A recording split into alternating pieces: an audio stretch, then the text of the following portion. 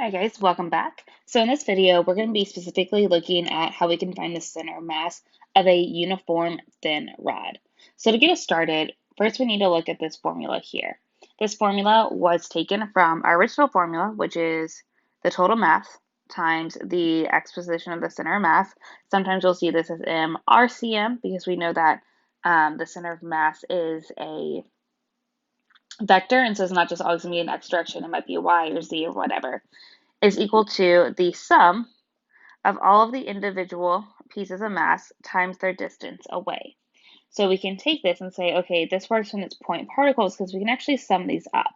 But when we look at a continuous object, we no longer have point particles, and so we have mass every bit of distance away from whatever our reference point is. So when we get that idea, we know that we're going to actually have to move into calculus. And so that is where this formula here comes from. It's just a rearrangement and more calculus version of the equation we just saw. I do want to say, just as a note, this formula looks a lot like the moment of inertia formula. Do your best not to get them confused. I know lots of students often they do center of mass, they get caught up in this, and then when they move into moment of inertia, there's a lot of similar parts, and they get confused on what they're doing. So always think critically about what are you solving for, what makes sense. One of the big parts there is that for this equation, we have the 1 over m on the outside, and that's because typically that m would be over here, but we've divided both sides by it. So just keep that in mind as we move forward.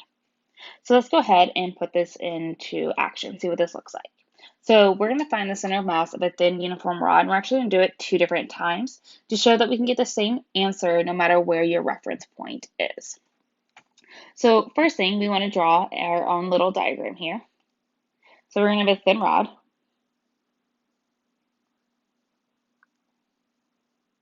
The purpose of a thin rod is that we only have to deal with the x component here. It's thin enough that we do not have to deal with the y component.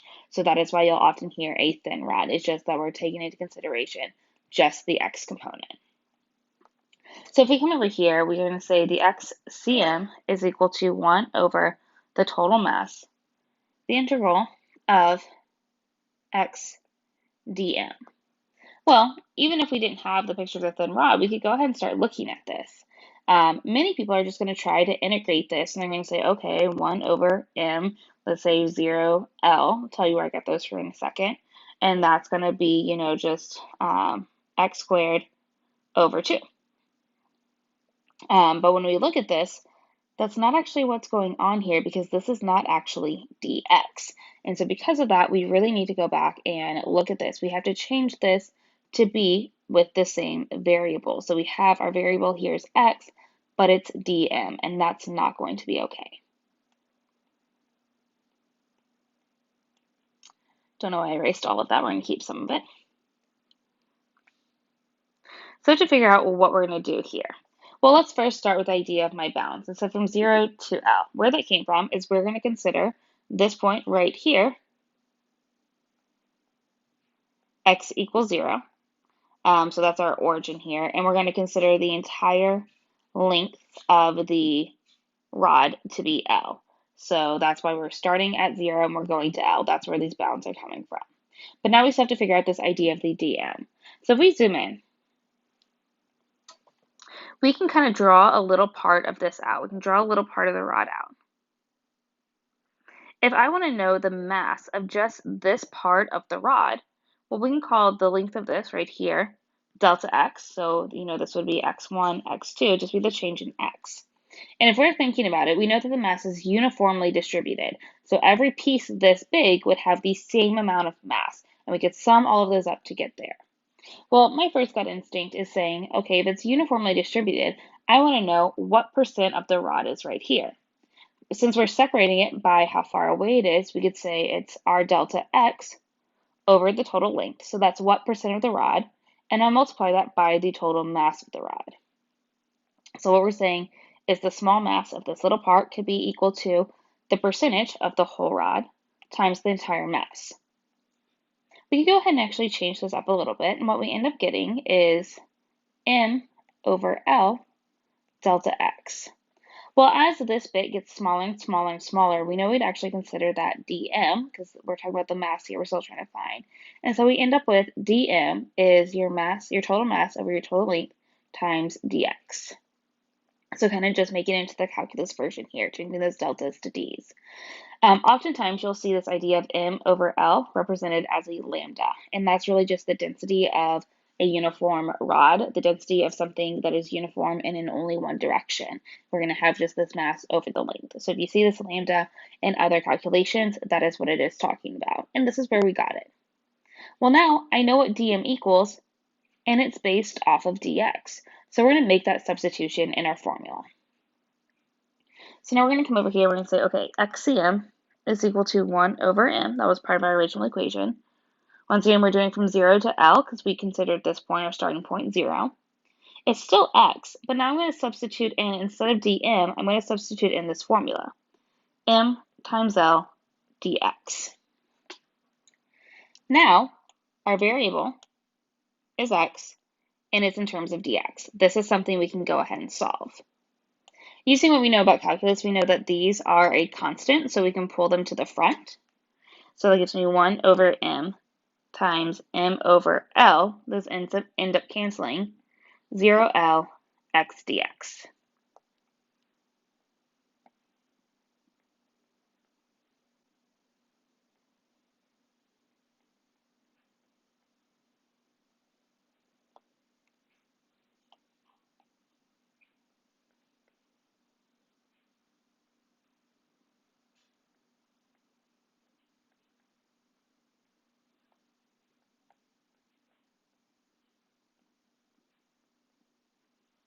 And from here, we can go ahead and cancel. So I just went ahead and substituted my bounds to the subtraction problem. We end up with 1 over L times L squared over 2. Looking at that, we know that this L and that is going to cancel, leaving me with a total of L over 2. So here, for our uniform thin rod, our XCM, or our center of mass, is going to be found L over 2. If we go back to our actual problem, we think about what that means.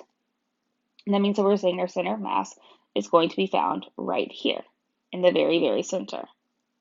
I should have asked you guys at the beginning where you guessed our center of mass would be. Because this is a uniform thin rod, there is nothing in the y direction, or it's thin enough in the y direction that we're not taking into consideration. It would make sense that our center of mass is going to be perfectly smack dab in the middle. So it's going to be halfway from 0 to L over 2. And our calculus problem proves that. So this part over here, this is where I said it gets really similar to moment of inertia. You're going to do this process a lot when you get into rotation and you do moments of inertia. It's really important when we're using formulas to make sure that whatever is here in our differential is the same as the variable that we're trying to integrate.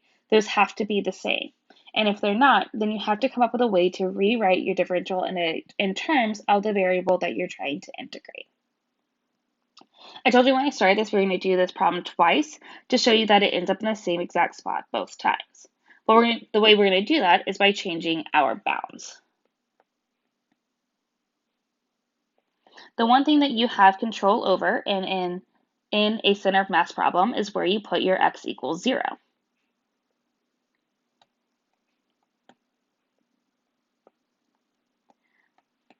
So all that I'm just erased right there, it's going to stay the same. This time, however, we're going to make our x equals 0 right here in the middle.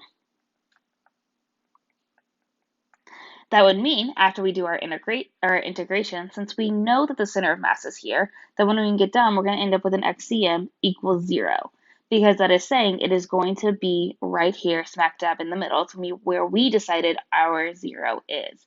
So now you're going to see how it's important to always define where you put your reference point, where you put our 0. Because we put our 0 here, to begin with, we were saying it was L over 2 distance away, which gave us here. Now, because we're saying that this is our 0, we're saying that our center of mass should end up in the same exact point.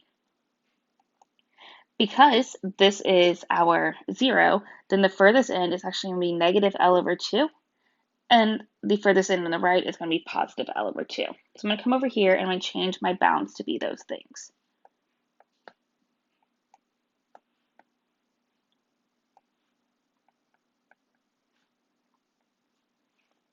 Well, the whole problem that we did with the dm stays the same, so we're still going to end up with 1 over m times m over L.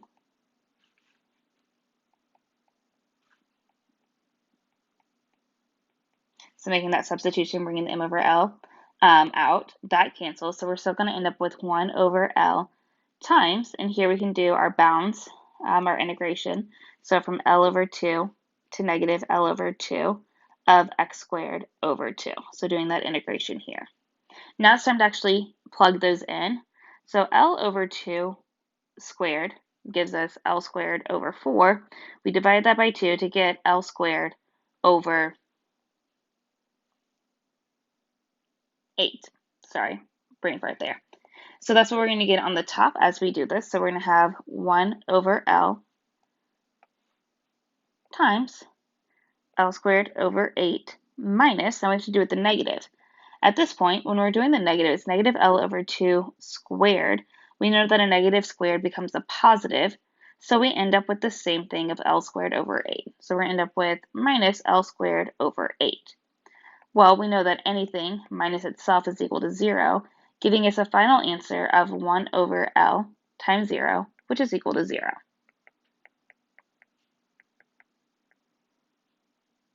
So here, it seems like maybe we did something wrong because we didn't get the same thing. Last time we got XCM, so our center of mass was L over 2.